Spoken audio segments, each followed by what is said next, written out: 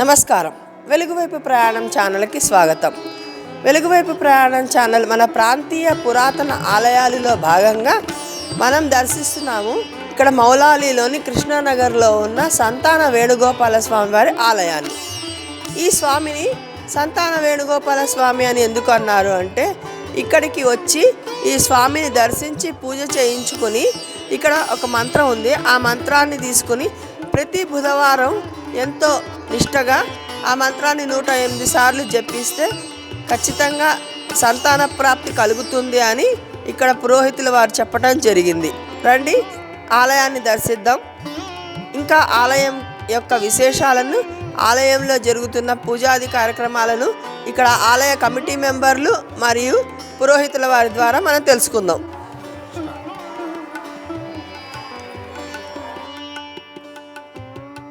గర్భగుడిలో నెలకొని ఉన్న సంతాన వేణుగోపాల స్వామి వారిని ఇప్పుడు మనం వీక్షిస్తున్నాం. నల్లరాతి విగ్రహంతో 5 అడుగులతో శిల్పులు ఎంతో చక్కగా చెక్కిన ఈ సంతాన వేణుగోపాల స్వామి వారి విగ్రహాన్ని ఇక్కడ అమర్చి ప్రతిష్ఠించి పూజాది కార్యక్రమాలు నిర్వహిస్తున్నారు. దాదాపుగా 16 సంవత్సరాల నుంచి నిరాఘాటంగా ఇక్కడ పూజలు జరుగుతున్నాయి. ఎన్నో విశేష కార్యక్రమాలు కూడా ఇక్కడ జరుగుతున్నాయి. మనం వీక్షిస్తున్నాము గర్భగుడిలో ఉన్న స్వామివారిని.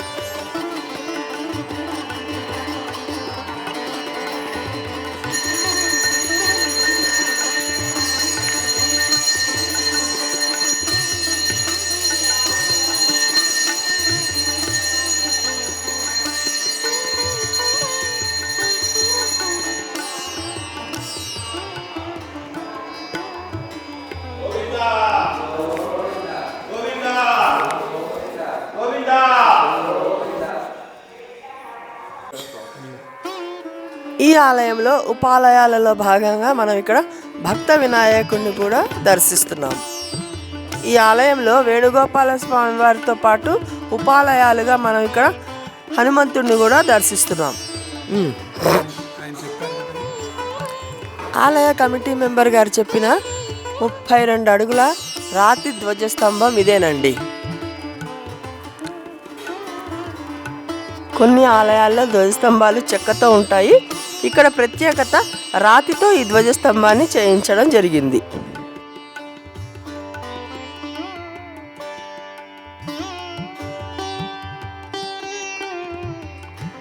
ఈ ఆలయంలో మరొక ప్రత్యేకత ఏంటంటే, ఇక్కడ కృష్ణాష్టమి వేడుకలు 2 రోజులు జరుపుతారు అని చెప్పి మనకి ఆలయ కమిటీ మెంబరు వారు చెప్పారు. అయితే 2 రోజుల్లో మొదటి రోజు ఇక్కడ బాలకృష్ణుడు ఉన్నాడండి. పసిపిల్లాడిగా ఈ బాలకృష్ణుడిని ఇక్కడ ఉయ్యాలలో వేసి ఆయనకి పూజాది కార్యక్రమాలు నిర్వహించి ఉయ్యాల ఊపి పూజలు చేస్తారు. ఆ తర్వాత లోపల ఉన్న వేణుగోపాల స్వామి వారికి అభిషేకము, కళ్యాణము ఇత్యాది కార్యక్రమాలు జరిపిస్తారట. అయితే ఈ ఆలయానికి సంతానం కోసం వచ్చే ప్రతి భక్తులు కూడా ఇక్కడ ఈ బాలకృష్ణుని ఉయ్యాలలో ఉన్న బాలకృష్ణుని ఈ విధముగా ఊపుతూ, ఇందాక పంతులు గారు చెప్పిన మంత్రాన్ని కూడా జపిస్తూ, ఈ స్వామివారిని ఊపినందువల్ల మనం కూడా మన ఇళ్లలో పిల్లల్ని ఇలాగే ఉయ్యాలలో ఊపచ్చు అన్న భావనతో ఇలా కృష్ణుడిని ఉయ్యాల ఊపుతూ ఉంటారు. ఇక్కడ ఇంకో ప్రత్యేకత అండి, రాతితో ఒక ఆకారాన్ని తయారు చేసి నాగేంద్రుడిగా ఇక్కడ మలచడం జరిగింది. దాన్నే మనం చూస్తున్నాం. ఎంతో విశేషమైన రాతితో చేసిన నాగేంద్ర స్వామి. జై శ్రీమన్నారాయణ. నా పేరు సాయిచరణ్ శర్మ అండి. గత కొన్నేళ్ళుగా ఈ గుడిలో నేను పౌరోహిత్యం చేస్తున్నానండి. ఈ గుడి యొక్క ప్రత్యేకత ఏంటంటే, సంతానం లేని వాళ్ళకి సంతానం కలగడానికి ఇక్కడ వచ్చి మొక్కితే ఖచ్చితంగా సంతానం అవుతుందండి. 21 బుధవారాలు ఖచ్చితంగా ఈ పైన మంత్రం అనేది జపం చేసుకోవాలండి. ఈ పైన మంత్రం అనేది జపం చేసుకోవాలి 21 బుధవారాలు. అలాగే 21 ప్రదక్షిణలు కూడా చేయాలండి. ప్రతి ప్రదక్షిణకు ఈ పైన మంత్రం అనేది చదువుకుంటే చేయాలండి. ఇంకొకటి, ఈ గుళ్ళ ఎవరైతే భక్తులు ముడుపు పూజలు కానీ హోమం కానీ చేయించుకుంటారో వాళ్ళకి ఖచ్చితంగా సంతానం అవుతుంది. మన గుడి ఆవరణంలో కోనేరు గుడి ఉందండి. అక్కడ ప్రతి బ్రహ్మోత్సవాలకి చక్కెర స్నానం అనేది జరుగుతుందండి. మన గుళ్ళ ప్రత్యేకత ఏంటిదంటే ప్రతి బ్రహ్మోత్సవాలకి గరుడ ప్రసాదం ఇస్తుందండి. కళ్యాణం కాని వాళ్ళకి కళ్యాణము, అలాగే సంతానం లేని వాళ్ళకి సంతానం కోసం గరుడ ప్రసాదం ఇస్తుంది. బ్రహ్మోత్సవాల టైంలో గరుడ ప్రసాదం ఇస్తామండి.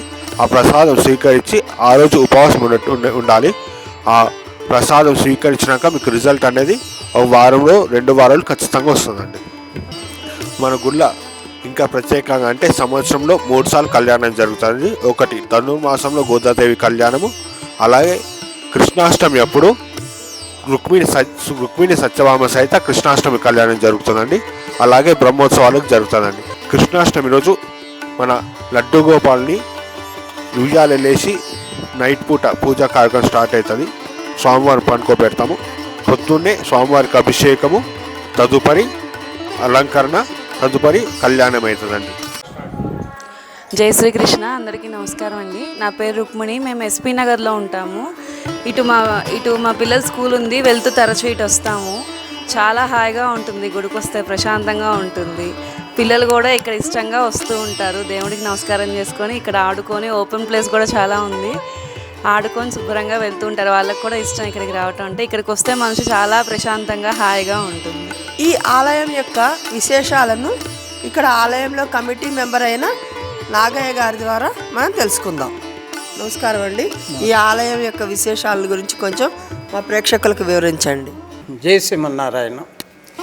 ఈ యొక్క ఆలయం మహాప్రసిద్ధిగా ఇదైంది కాబట్టి ఈ ప్రతిష్ట 2009 మార్చి 20 నుంచి 24 వరకు ప్రతిష్ట ఎంతో బ్రహ్మాండంగా, ఎంతో వినయంగా, ఎంతో ప్రతి ఒక్కరు ప్రేక్షకులు సంతోషపడే విధంగా ఆ రోజు ధ్వజస్తంభం కానివ్వండి, గాలిగోపురం కానివ్వండి, అయ్యగారి ప్రతిష్ట కానివ్వండి, అన్నీ ఒకే రోజు ఒకే టైంలో ప్రతిష్ట జరిగింది. కాబట్టి ఆలయం చిన్నది కావచ్చు, కానీ అక్కడ లోపలుండే ఆయన కృపకరుణ వల్ల ఈ ప్రోగ్రాము ఎంతో బ్రహ్మాండంగా, ఎంతో వైభవంగా ఆ రోజు మనం జరుపుకున్నాం.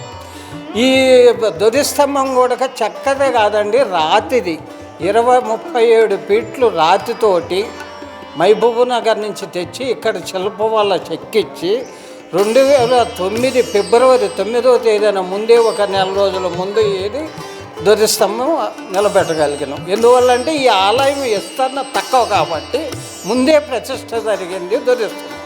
తర్వాత మార్చి 9, 20 నుంచి 24 వరకు ప్రతిష్ట జరిగింది. ఆ రోజు నుంచి ఈ రోజు వరకు 16 సంవత్సరాలు పూర్తి చేస్తున్నాము. ధనుర్మాసం కానివ్వండి, బ్రహ్మోత్సవాలు కానివ్వండి, హనుమాన్ జయంతి కానివ్వండి, కృష్ణాష్టమి 2 రోజులు. ఫస్ట్ రోజు మనము జ్వాల అని తొట్లలో అయ్యగారిని దగ్గర చిన్న దగ్గర అభిషేకం చేసి తొట్లలో వేస్తాం. కారణం ఏందనగా ఆ తొట్లలో వేసేదానికి కారణం కూడా ఉంది. ఆ తొట్లలో వేసి సంతానం లేని పిల్లలు ఎవరైనా సరే ఆ ఉయ్యాల ఊపి పాటలు పాడి సంతోషంగా గడిపినందుకు చాలామందికి సంతానం కలిగిన విషయాలను బట్టి ప్రతి ఒక్క ఇంట్లో కూడా సంతానం కలిగే విధంగా ఆ అరేంజ్మెంట్ చేసాం. తొట్లలో వేసేది కాదు.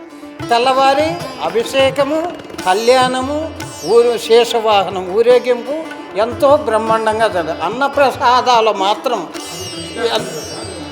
కృష్ణాష్టమి, అది కృష్ణాష్టమి రోజు చేస్తారు.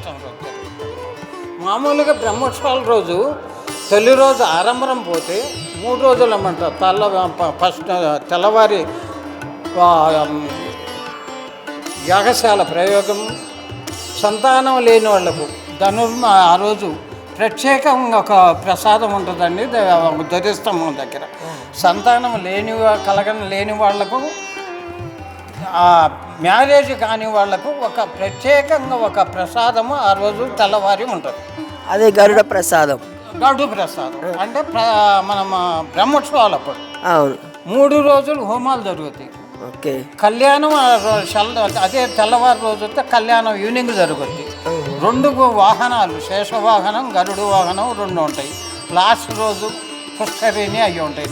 ఎంతో బ్రహ్మాండంగా అధిక సంఖ్యలో మనము చెప్పుకునే కంటే కూడా ఎక్కువ ప్రజలు ఇక్కడికి వచ్చి ఆయన అనుగ్రహం పొందుతూ, ఆయనకు విరాళాలు కూడా ఇస్తూ పూజలో ప్రతి ఒక్కరు పెద్దవాళ్ళు, కమిటీ చిన్నది కాబట్టి ఆయన కృపా కరుణ వల్ల ఎంతో అభివృద్ధిగా, ఎంతో ముఖ్యంగా చుట్టుపక్కల ఏరియా వాళ్ళందరికీ కూడా తెలుసండి. 16 సంవత్సరాలు ఎప్పుడు కూడా రెట్టింపే ప్రతి సంవత్సరం అవుతుంది, కానీ ప్రోగ్రాము తక్కువ ఎప్పుడు కాదు.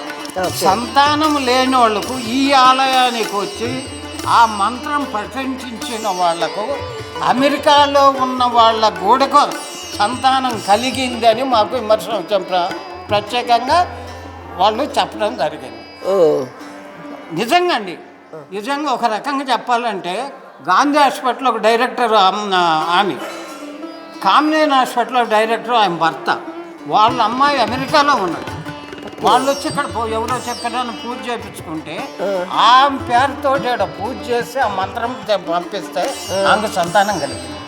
అలా విశేషంగా చాలామంది మనకు చెప్పిన వాళ్ళు ఉన్నారు. స్వామివారి అనుగ్రహం. మా గరిష్టము ఆ రోజు గరుడు ప్రసాదం రోజు కనీసం 100 మంది వస్తారండి. మ్యారేజ్ కాని వాళ్ళు కానివ్వండి, సంతానం గురించి కానివ్వండి. విశేషంగా మీరు మళ్ళీ ఒకసారి బ్రహ్మోత్సవాలు మార్చి 13, 14 ఇంచి ఉంటాయి. మీరు ఒకసారి మీరు ఎంటర్ చేయండి, ఆ పబ్లిక్ని చూడండి, వాతావరణం చూడండి, ఆ పూజా కార్యక్రమం కూడా మీరు ఒకసారి విశేషంగా చూడండి. ధన్యవాదాలు. తప్పకుండా. మన ఛానల్లో ప్రసారమవుతున్న అన్ని భక్తి కార్యక్రమాలు మరియు ఇతర కార్యక్రమాల లింకు మీ మొబైల్కి రావాలి అనుకుంటే డిస్క్రిప్షన్లో ఉన్న మా వాట్సాప్ గ్రూప్లో జాయిన్ అవ్వండి. అన్ని భక్తి కార్యక్రమాలు మిస్ కాకుండా వీక్షించండి. ఆ భగవంతుని కృపకు, కరుణకు పాత్రులవ్వండి. మా కార్యక్రమాలను వాట్సాప్ గ్రూప్లోను, టెలిగ్రామ్ గ్రూప్లోను మరియు ఫేస్బుక్ పేజ్లోను కూడా వీక్షించవచ్చు.